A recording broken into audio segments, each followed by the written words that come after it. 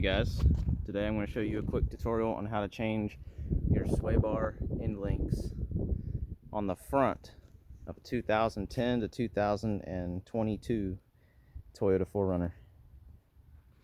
Now I've already done the other side. Let me show you how I know that was bad. See how easy. Also the boot's torn. That's a no-no, but I should not be able to do that, guys. It should be very stiff. You should have to really maneuver it to get it to go. It should not be with just a few fingers. So that is junk. That'll make a clanking sound while you're going over bumps or turning. It sounds horrible. So here we go. First you gotta start with taking off your wheel. I'm gonna try to do this as best as I can. I don't have a awesome setup like most people.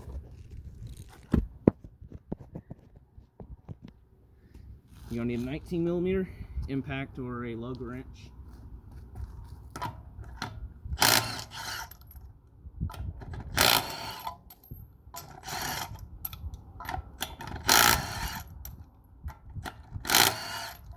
I'm sorry, a 21mm.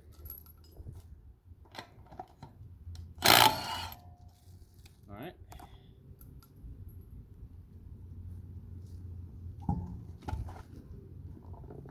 Get that out of the way. And then to do this job, you're going to need a 17mm wrench to remove the old nuts off the sway bar link. You're going to need a hammer. You're going to need some sort of tool to punch out that sway bar link with. You're going to need a 6mm Allen key to hold the sway bar link when you're installing it. And last but not least, you're going to need a 3/4 wrench, at least for mine. Yours may have different hardware. Mine has a 1/2-inch lock nut, so it takes a 3/4 wrench. Let's get it. There's your new link. These are just some cheap Delphi's. Alright. Here's your sway bar link right here, where it connects to the control arm knuckle, and that's where it connects to your sway bar. Try to do this. I'm holding the camera with a hand here.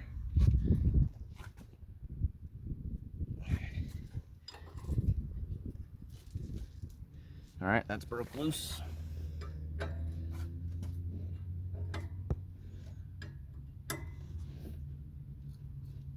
That's on there pretty good.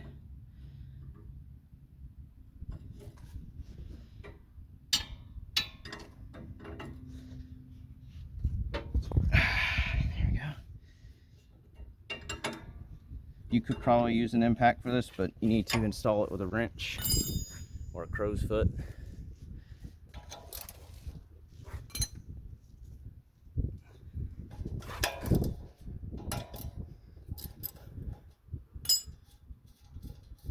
Very easy replacement. This doesn't take even 20 minutes. It takes longer to get your tools out and put back than it does to do it.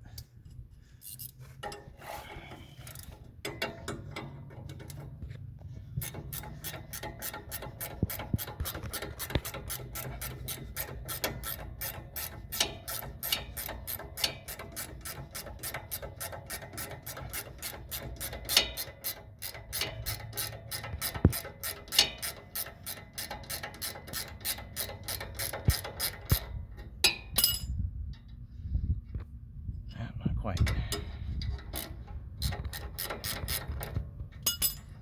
All right. The other side took me some persuasion.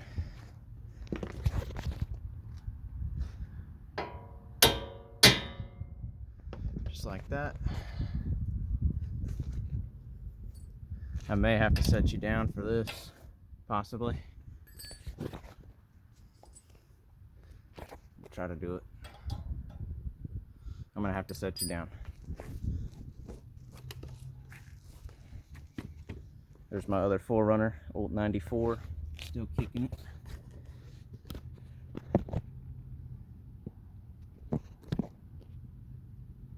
This one will be a second.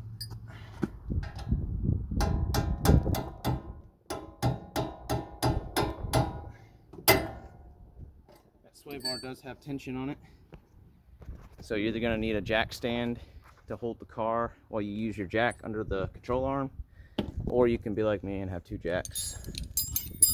Multiple ways to do it. It's just how I'm doing it. Does not mean you have to do it this way.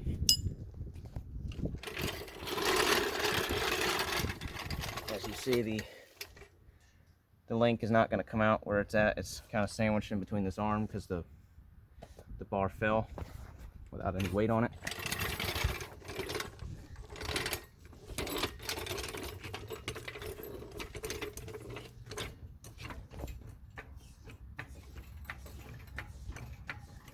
Alright, that should be good enough to get it out. This is the one that was mainly the culprit that I was hearing the noise from. But as you've seen, the other one that I replaced was pretty bad too. This was getting ready to shear off.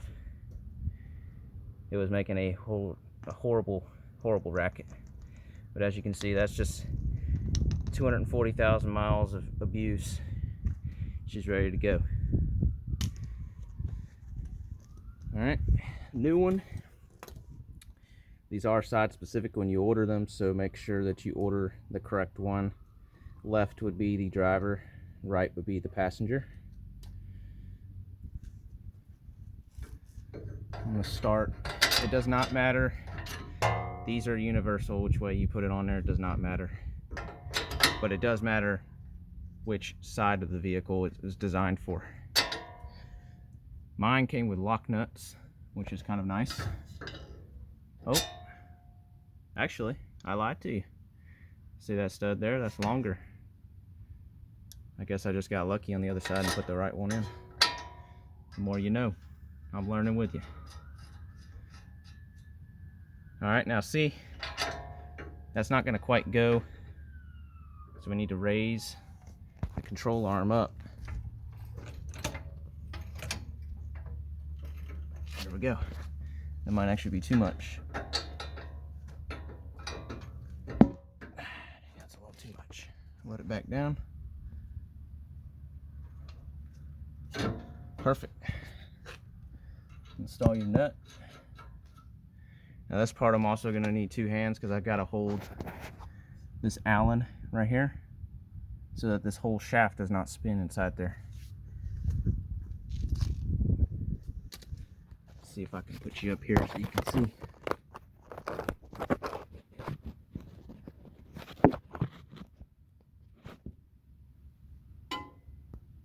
Alright. Now mine is aftermarket. I did not buy Toyota OEM. So like I said, mine is a lock nut, an SAE lock nut, when the factory was a standard 17 mil. Now mine being a lock nut, this does not have to be a whole bunch of tight, but just get a good snug on it. Get it tight and then go a little bit more. That's tight. That's a little bit more right there. Perfect.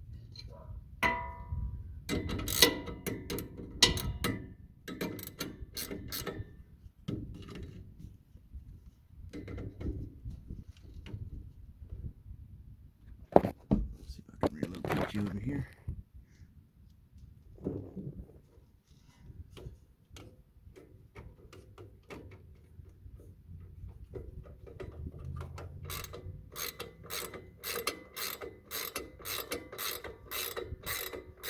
Again, this is really simple stuff, guys.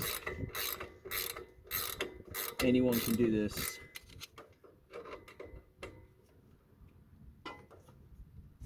Anyone.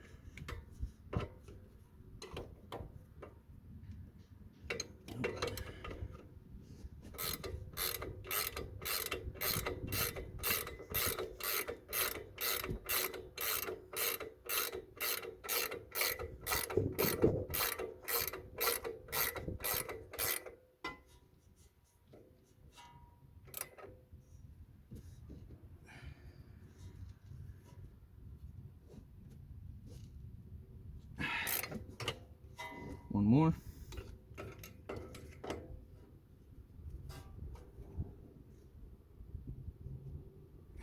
All right, that's it. You now have brand new sway bar links on the front. Depending on the model you have, mine's a 2-wheel drive limited, but I have the same type in the back.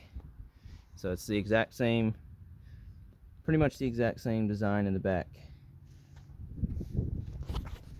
which I'm going to be changing mine out in the rear as well. It's a little bit different. That one's just got a long shaft at the top with some bushings, some little rubber bushings, and then it's got the ball end on the sway bar on the back. But yeah, guys, very simple, not hard to do at all. It'll take you less than 10 minutes to do both sides. This video and me fooling around, it's been 11 minutes, and I could have done this much quicker without the video. So hope it helps somebody save some money. Just remember, you can do it yourself.